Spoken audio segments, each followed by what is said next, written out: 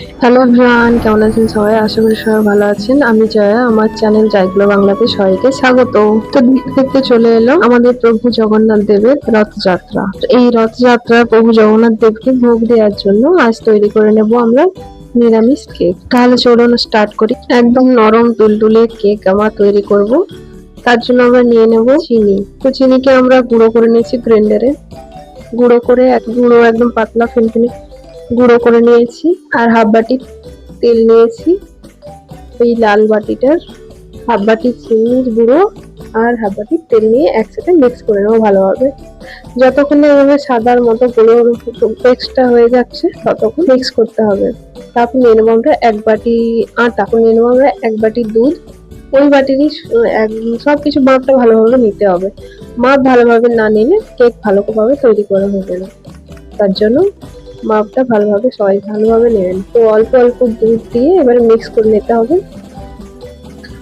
দুধটা নর্মাল টেম্পারেচারে হবে, বেশি গরম বা বেশি ঠান্ডা হলেও হবে না। এবারে দিয়ে দিচ্ছি, মিক্স করা হয়ে গেছে। এবারে আমরা দিয়ে দিচ্ছি 1 চামচ বেকিং পাউডার। তারপর দিয়ে দেবো আমরা এক চামচ নিয়ে নিয়েছি ভ্যানিলা এসেন্স।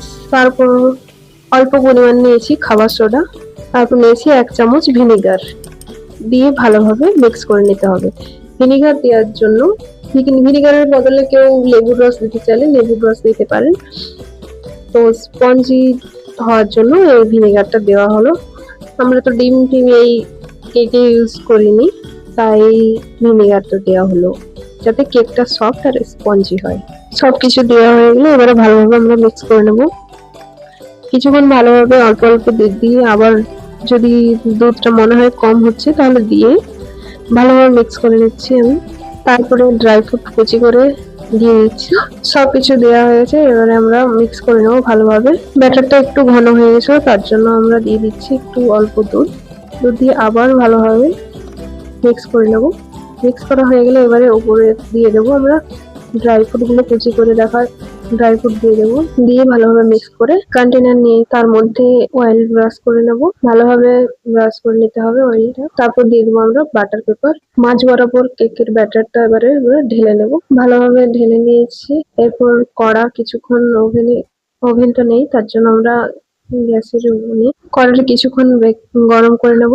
গরম হয়ে গেলে আমরা দিয়ে দেবো কেকটা। কড়া কিছুক্ষণ আমরা গরম করে নিয়েছি। গরম করে তার মধ্যে এবারে দিয়ে দেবো কেকের ব্যাটারটা। দিয়ে একদম লো ফ্লেমে 35 মিনিট বেক করে নিতে হবে।